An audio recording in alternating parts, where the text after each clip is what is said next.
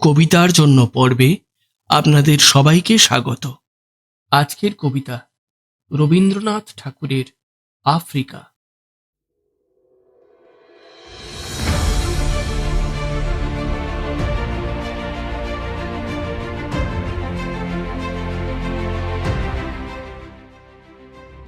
উদ্ভ্রান্ত সেই আদিম যুগে স্রষ্টা যখন নিজের প্রতি অসন্তোষে নতুন সৃষ্টিকে বারবার করছিলেন বিধ্বস্ত, তার সেই অধৈর্যে ঘন ঘন মাথা নাড়ার দিনে রুদ্র সমুদ্রের বাহু প্রাচী ধরিত্রীর বুকের থেকে ছিনিয়ে নিয়ে গেল তোমাকে আফ্রিকা।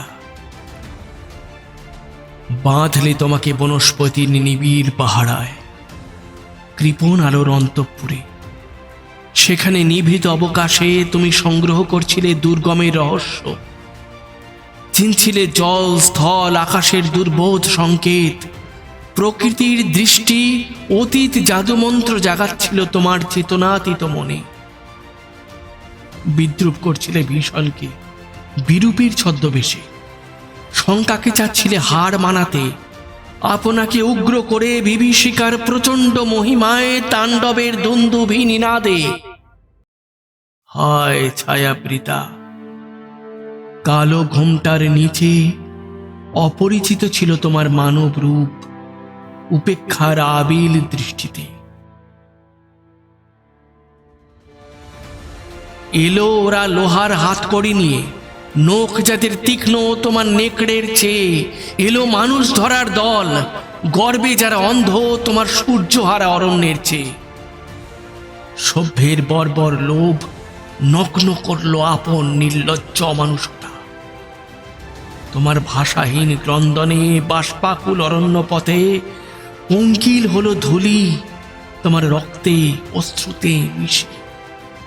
দস্যু পায়ের কাঁটা মারা জুতোর তলায় বিভৎস কাদার পিণ্ড চিরচিহ্ন দিয়ে গেল তোমার অপমানিত ইতিহাসে।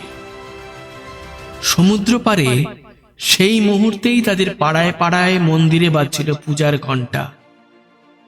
সকালে সন্ধ্যায় দয়াময় দেবতার নামে শিশুরা খেলছিল মায়ের কোলে। কবির সঙ্গীতে বেজে উঠেছিল সুন্দরের আরাধনা। আজ যখন পশ্চিম দিগন্তে প্রদোষকাল, ঝঞ্ঝা বাতাসের ঊর্ধ্বশ্বাস, যখন গুপ্ত গহ্বর থেকে পশুরা বেরিয়ে এলো, অশুভ ধ্বনিতে ঘোষণা করলো দিনের অন্তিম কাল। এসো যুগান্তের কবি, আসন্ন সন্ধ্যার শেষ রশ্মিপাতে দাঁড়াও ওই মানহারা মানবীর দ্বারে।